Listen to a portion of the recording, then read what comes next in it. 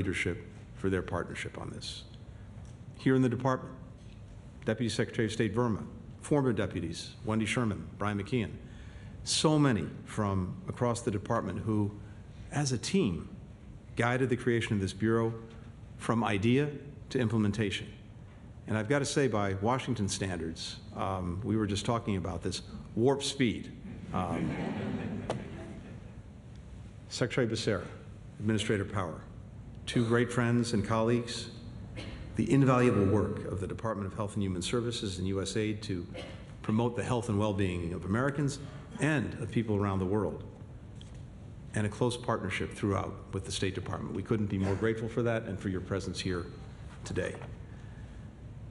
This Bureau, while new, builds on decades of leadership on global health by the State Department. We've worked alongside our colleagues from USAID, from HHS, from the CDC, and through our embassies and consulates to protect people against and to work to eradicate diseases like malaria, tuberculosis, cholera. Those efforts over the years have literally saved millions of lives. But we've led on responding to international outbreaks, working with countries around the world to combat the 2009 swine flu pandemic, to counter the largest Ebola outbreak in history in 2014, and to slow the spread of Zika in 2015. And last year, we mobilized a global coalition of 32 countries, the European Union, the African Union, the World Health Organization, along with civil society and the private sector, to help lead the world out of the acute phase of the COVID-19 pandemic. In total, the United States has donated over 688 million vaccines, safe and effective vaccines, free of charge, no strings attached, in partnership with COVAX and others, to 117 countries around the world. And then, of course, there's the work of the United States and all of us here in terms of the transformational Foreign Assistance Initiative, PEPFAR. This program, created by President Bush and his administration, sustained through 4 administrations, through 10 Congresses, drawing on every part of the United States government, has directly saved more than 25 million lives, and also set up a health infrastructure that's been vital for combating not only HIV/AIDS, but also Ebola, the avian flu, and COVID-19.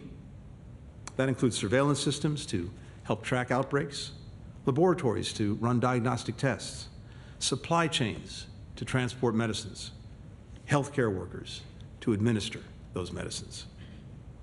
We're focused on reaching the United Nations goal of ending the HIV/AIDS pandemic by the year 2030. I know the congressional leaders who are with us and who are engaged in this effort, all of us today share that goal, and I look forward to working with our colleagues in Congress in the days ahead to secure a clean 5-year reauthorization for the program before it ends in September. With PEPFAR continuing its work as part of this Bureau, we will be very well positioned to apply its many lessons, as well as those learned from countering other infectious diseases over the years, to deliver on our other global health priorities. Our investment in global health has shown the good that the United States can do globally while safeguarding the well-being of our own people. It embodies the very best of American innovation, scientific excellence, capacity to work in partnership with other nations in service of shared goals.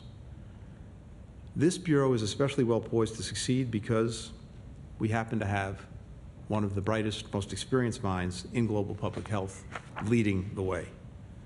Ambassador Nkengasong has 3 decades of experience countering HIV/AIDS in the lab at the U.S. Centers for Disease Control and Prevention, at the Africa CDC, and over the past year here at the State Department. He's devoted a lifetime to strengthening global health security. He understands the importance of American diplomacy in rallying the world around this urgent issue. And that's why we've asked him to head up the new Bureau, even as he continues his service as our Global AIDS Coordinator. Overall, the Bureau of Global Health Security and Diplomacy has 3 main functions, and let me very quickly go through them. First, to lead the United States diplomacy in strengthening the global health security architecture so that the world is better prepared to prevent, to detect, to control, to respond to infectious diseases. That includes by working with partners to modernize existing organizations like the World Health Organization so that they're more fit for purpose, and by shaping new structures like the Pandemic Fund. Second, to help leverage U.S. foreign assistance to strengthen public health systems, including labs and supply chains for vital medical countermeasures, so that we're better able to address current and future health threats alongside our national, regional, and multilateral partners. And third, to elevate health security as a core U.S. foreign policy priority through both our diplomatic engagements around the world and through our role in health security policymaking across the United States government. The Bureau of Global Health Security and Diplomacy will lead the department's work on these priorities, while also supporting other offices in the building that work on related but distinct public health issues. Strengthening global health security is and will continue to be a priority for the Department of State. With this Bureau, we'll be better positioned to share information across the building, trade lessons learned with partners, and ultimately drive action and forge a safer, more secure future for our fellow citizens and for people around the world. So that, in a nutshell, is why this is such a good day and an important day, to see this idea turn into reality, to see everyone in this room and joining us online who's been a part of this effort, and now to be able to launch what for me is a truly exciting initiative for the future of this department and for the future of our interests. That makes it a good day. And I really want to thank all of you for your partnership that brought us to this day, but also for the partnership that's going to be so necessary in the days ahead to make this work, to make this a reality that actually has an impact. I can't think of a more important endeavor at a more critical time. And with that, it is my great pleasure to welcome the Administrator of the U.S. Agency for International Development, Samantha Power. Sam.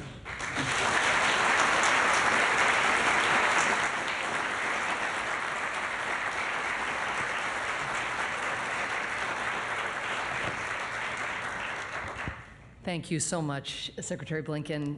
It is so great to be here on such a historic day for the Department and for the United States. We see too often how the lessons learned during periods of crisis have a way of fading and receding from memory as the emergency itself fades. But your leadership, Mr. Secretary, is helping us harness those lessons to make us all safer. You are institutionalizing the lessons of one of the great tragedies of modern history. And of course, I want to thank Ambassador Nkengasong. There could not be a better person to head up this new bureau. Thanks in part to your steadfast leadership, PEPFAR not only remains perhaps the single greatest public health achievement in history, as the Secretary said, having saved an astonishing 25 million lives, but it has also offered the world a truly vivid testament to America's compassion and America's capacity for innovation and impact. This country's ability to work with partners around the world to do hard things, to achieve big results. That is something PEPFAR has shown. And your whole career, Doctor, has been in service of doing big and hard things for communities around the world. Today, we urgently need to continue this U.S. leadership to meet profound and growing global health security challenges. Here's a sobering statistic. Research shows that as risk factors from climate change, conflict, and globalization increase the probability of pathogens emerging and spreading, the odds of living through a pandemic of similar severity to COVID during our lifetimes are nearly 40%. 40%. If, that is, we do not work with our partners across the world to strengthen our collective efforts to prevent, detect, and respond to emerging threats. These efforts are going to require diplomacy on a massive scale. To give a sense of the need here, the WHO and the World Bank estimate that the annual funding gap in pandemic preparedness is $10 billion annually. This new bureau is going to play an absolutely vital role in coordinating with our partners to summon the global cooperation and the resource investments needed to keep us all safe. The good news is we have seen how well investments in global health security in fact do work. Take the recent developments in the Democratic Republic of Congo. In 2018, Ebola hit the eastern part of the DRC, circulating for at least 4 months before it was detected. A reported 2,287 people died. That number was likely much higher. But then, starting in 2019, the DRC worked on strengthening its outbreak response capabilities, an effort we at USAID were thrilled to be able to support alongside the State Department and the CDC. The CDC brought its world-renowned expertise on epidemiology and diagnostics. State led the diplomatic work, negotiating at the highest levels of the Congolese government, as well as providing the security and the tech resources that all the teams needed to be able to operate on the ground.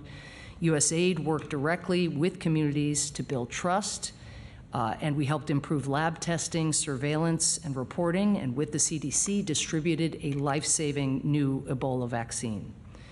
Together, we partnered with community health workers to help them recognize disease warning signs and respond safely when new threats emerged. Last year, Ebola hit the eastern DRC again, but this time, it didn't take 4 months to detect the virus, it took 48 hours.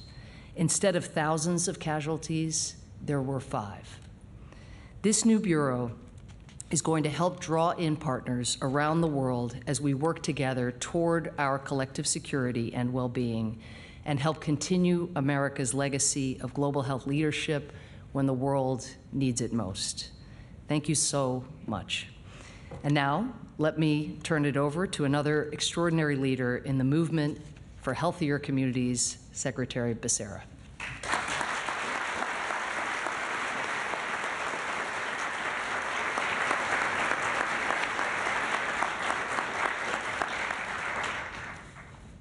Administrator Powers, first to you, thank you very much for the work that you continue to do, not just for the American people, but certainly to project what Americans wish to do for the rest of the world.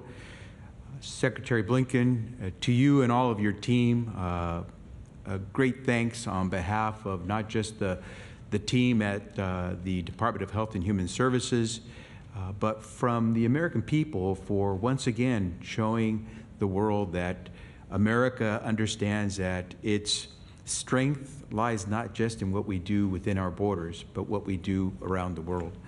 And I have the privilege of being the last speaker before you get to see the real guy who's the showstopper. But I wanted to simply stop for a moment. What was it that Lin-Manuel Miranda said? The room where it happens. Isn't it great to be in the room where it happens? To each and every one of you who are day in, day out in the room where it happens, but no one knows, thank you for what you do. I know when I speak to my folks, whether it's helping stop the spread of Ebola or trying to make sure that we get nearly 700 million COVID vaccine shots in the arms of Americans, you're not going to be on the headline, but you were in the room where it happens. And I think Ambassador Nkengasong is going to definitely be in the room where it happens. And so it is great that we put our best foot forward. What a difference a pandemic makes. To get people across the globe to recognize that no one is safe until everyone is safe. To recognize that you could be rich, but you can still die of some little bug you can never see.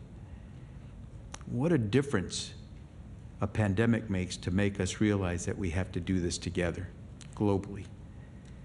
Health transcends borders, economies, security, ways of life rise and fall based on health. And I am proud that we can say here in America, we recognize that our economy, our security, our way of life is tied intrinsically to that of everyone else in the world. And so our technology, our expertise, our wisdom, our resources belong to them as much as they belong to us if we want to continue to thrive. And I know, like you, I get asked the question often about the U.S. Are we really back? Are we in this game? Are we serious? Are we here to stay?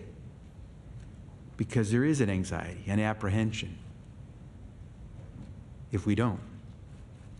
And so I think the answer to that question is being given today. We are putting our best foot forward.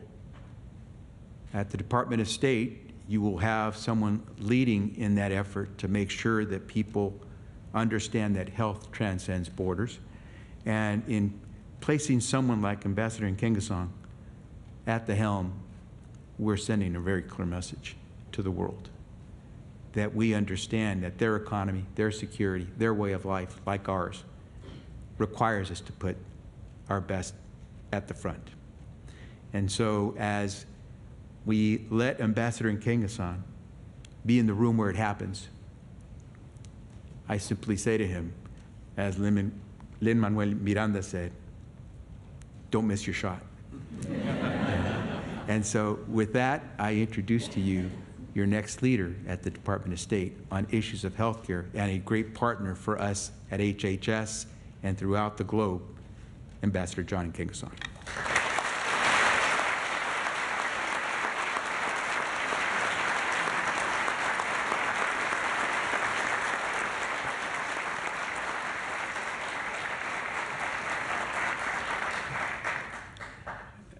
Good morning, or what a tall order to be in the room. Thank you. I would like to start by thanking Secretary Blinken for giving me truly the privilege and honor to lead this new bureau, the Bureau of Global Health Security and Diplomacy. Secretary Blinken, your vision for this bureau inspires all of us at the department. From day one, I remember stepping into your office on day one, and your priority number one was for this bureau to be established. So thank you for the honor and the privilege. Let me also thank Secretary Becerra for your kind words, Ambassador Powell for your kind words and support and friendship over the years, for being here today to highlight the interagency collaboration that will ultimately make this bureau a success. The creation of this bureau comes in the wake of one of the most devastating pandemics in the world's history. I can only think of 1918 during the Spanish flu. This pandemic, we all know, has claimed more than 20 million lives, including over 1 million here at home. The US economy has lost trillions of dollars, and even more so across the world. As Secretary Blinken noted, COVID-19 highlighted the imperatives for a coordinated USG response to stop health security threats. We've learned many lessons about pandemics through the 20 years we've worked closely as part of PEPFAR. And PEPFAR has been, without doubt, the US government's most successful global health program, saving, as others have said, 25 million lives. This was only possible through the whole of government approach. That's a big lesson we've all learned from PEPFAR. Therefore, launching this bureau comes at a critical point because, as others have said, we recognize that the frequency of the health threats are increasing because of the greater connectivity, globalization, climate change, population growth, food insecurity, and many others. So the lessons we've learned from the HIV pandemic, especially through PEPFAR, will apply dearly as we set up this bureau. HIV/AIDS remains a persistent threat, both at home and abroad. About 40 million people have died since the HIV/AIDS pandemic was first recognized in 1981. 40 million.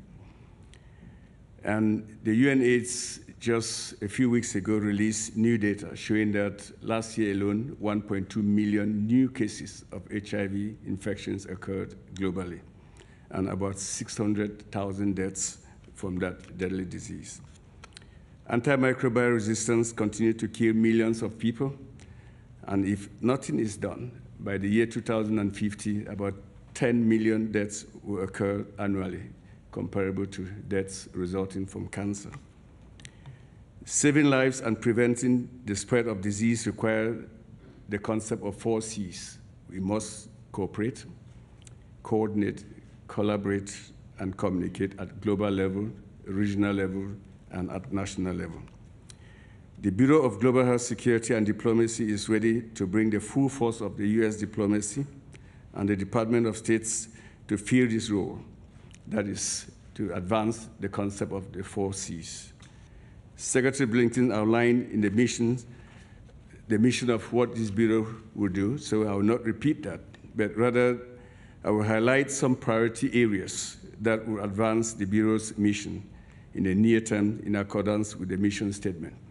So first, we will help to ensure that the COVID-19 response efforts are sustainably integrated into the routine health security structures that we are jointly, all of us, trying to advance. Second, we will help support the strengthening of capacities at both national and regional levels for outbreak response and to foster the development of the whole of government health security action plans. Thirdly, we will work with multilateral and regional partners to strengthen the global health security architecture to ensure greater capacity, coordination, and accountability. This includes our leadership role in Pandemic Fund, work to amend the international health regulations with others, and successfully negotiating the Pandemic Accord. Fourthly, we will ensure that health diplomacy is part of the DNA of the State Department's workforce. Our Bureau will work with State Department staff, other agencies and departments staff across the world to ensure our institution that we institutionalize health diplomacy. And lastly, PEPFAR must succeed in our mission to control HIV in key priority countries or our partners' countries. We will focus on the goal of ending HIV/AIDS as a public health threat by the year 2030. In that spirit, I truly look forward to working with all of you to achieve a clean 5 years PEPFAR reauthorization, as Secretary Blinken has highlighted. As part of this enduring commitment, that is to end HIV/AIDS as a public health threat, let me today announce the launch of a new initiative that PEPFAR wants to put forward, which is called the Safe Birth and Healthy Babies, a new PEPFAR initiative that will work on the collaboration with Senator William Cassidy and a group of bipartisan members of House and Senate. The Safe Birth and Healthy Babies will bring HIV-positive women who do not feel sick but might be what they need most. That is, it is comprehensive, reliable maternal care. On the back of PEPFAR-supported HIV testing and treatment programs, this initiative will deliver clinical interventions to address the major drivers for delay in care and major causes of maternal mortality. With Safe Births and Healthy Babies, we can expect a day when the vertical transmission of HIV from mothers to babies will be eliminated, and the 130,000 children who are born of HIV every year will be healthy. The Bureau will ensure PEPFAR's work is elevated and coordinated even more closely with broader health security priorities, while continuing to retain our laser focus on the core PEPFAR functions. I look forward to working with all of you to strengthen global health security and advance the fight against HIV/AIDS. We need you, our international partners, now more than ever before to fulfill the promise of the new Bureau of Global Health Security and Diplomacy. Thank you, Jeff.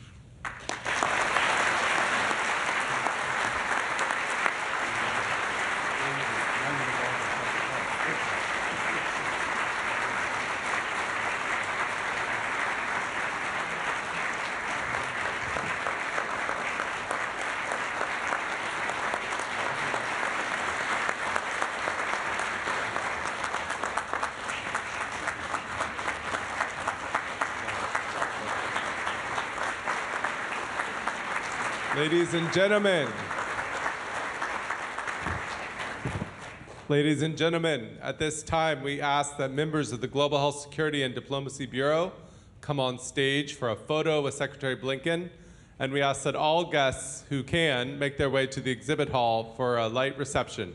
Thank you.